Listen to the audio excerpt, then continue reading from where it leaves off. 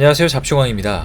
최근 미국 정부에서 한국을 차세대 파트너로 낙점하며 한국의 반도체를 원하고 있다는 소식이 나왔습니다.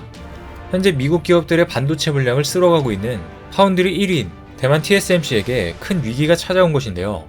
이는 바로 미국 정부에서 대만에게 큰 위험이 있다며 물량을 맡기지 말라는 신호가 나오고 있기 때문으로 한국에게는 큰 호재가 될 것으로 보입니다. 그런데 이 같은 소식에 대만과 중국까지 발칵 뒤집혀 아비규환 상황이라고 하는데 그 이유에 대해 자세히 알아보겠습니다. 현재 전세계 파운드리 1위를 달리고 있는 대만의 TSMC는 미국 기업들의 파운드리 물량을 상당 부분 맡고 있는 상황입니다. 애플은 내년 하반기 출시 예정인 아이폰 14에 사용할 5G RF 칩 제조를 TSMC에 위탁하기로 결정하고 최근 계약을 체결했습니다.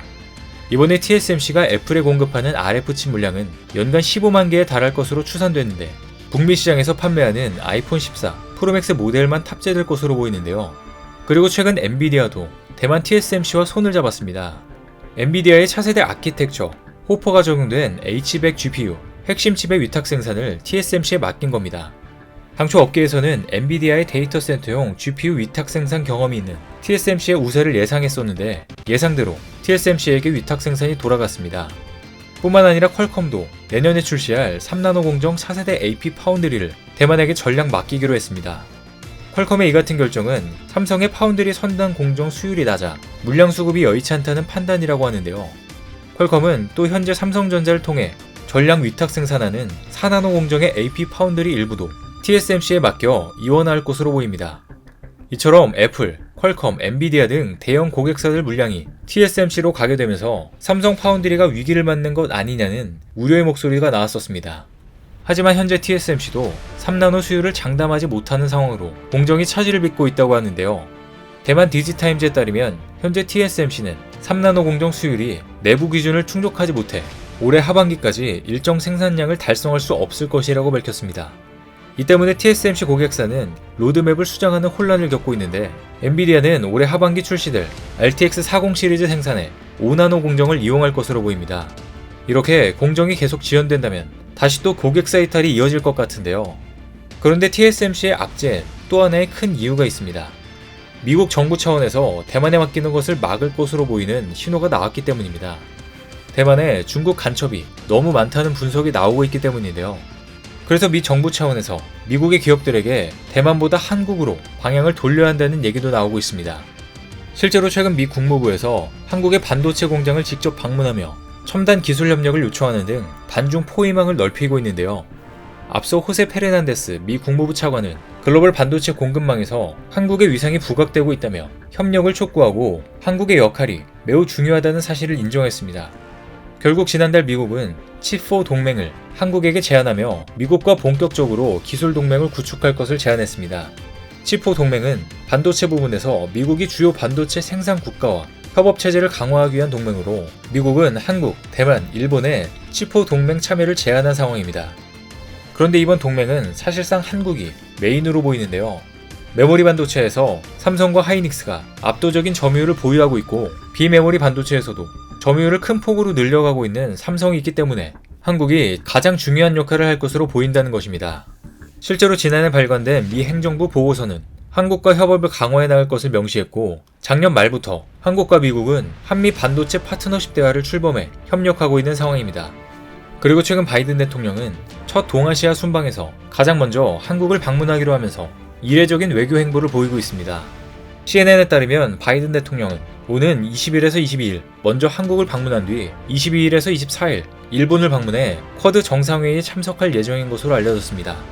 그동안 미국 대통령들은 첫 동아시아 순방에서 일본을 먼저 방문한 뒤 한국을 찾았던 만큼 이번 일정은 이례적으로 의미가 커 보이는데요.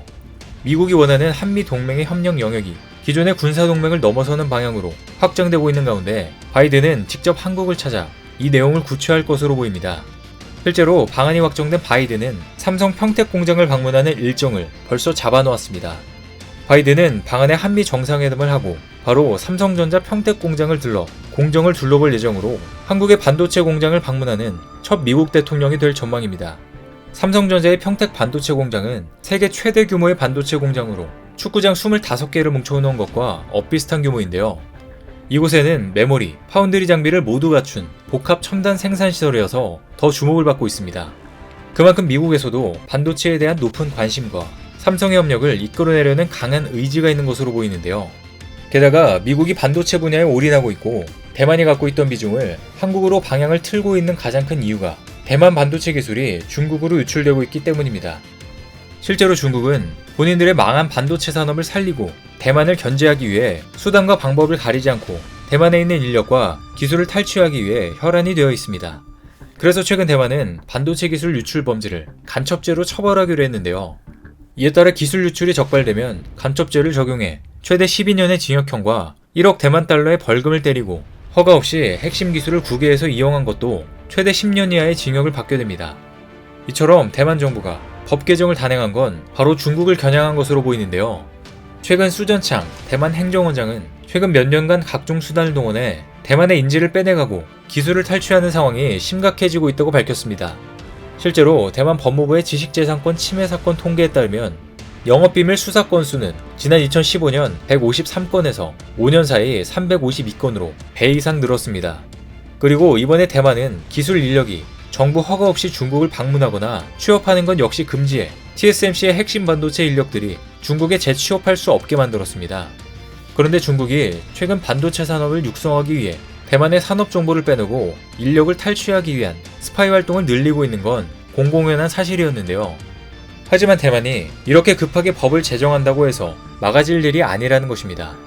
역시나 상상했던 것 이상으로 대만의 곳곳에는 중국 간첩이 존재하고 있었습니다. 심지어 대만 국방차관도 간첩이었던 사실이 뒤늦게 밝혀지며 중국이 대만의 기술을 훔쳐 국력을 약화하려는 시도를 끊임없이 자행하고 있는 것으로 드러났습니다.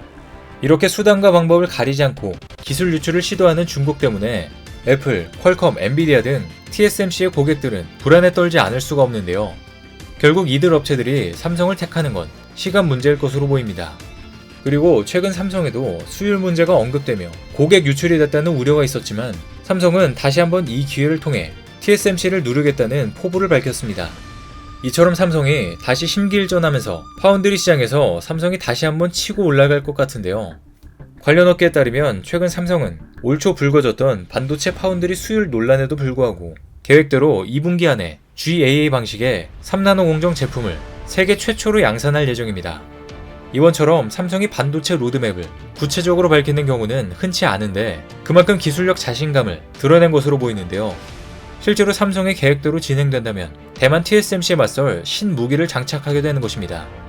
TSMC는 올 하반기부터 3나노 공정을 양산할 계획으로 공정 방식도 3나노까지는 기존의 핀팻 방식을 유지하기로 해 삼성보다는 늦습니다. 실제로 TSMC가 올 하반기 3나노 양산을 앞두고 수율 문제로 인해 고객사 측에 5나노 공정 연장 가능성을 전했다는 얘기가 흘러나왔는데요. 즉 3나노 공정에서 핀팻 방식으로는 만족스러운 수율을 달성하기 어려운 것으로 보입니다. 하지만 삼성이 3나노 공정에 시도하는 GAA 방식은 반도체 초미세 공정에서 반도체의 전류 조절 스위치 역할을 하는 트랜지스터의 성능과 효율을 높인 차세대 기술입니다.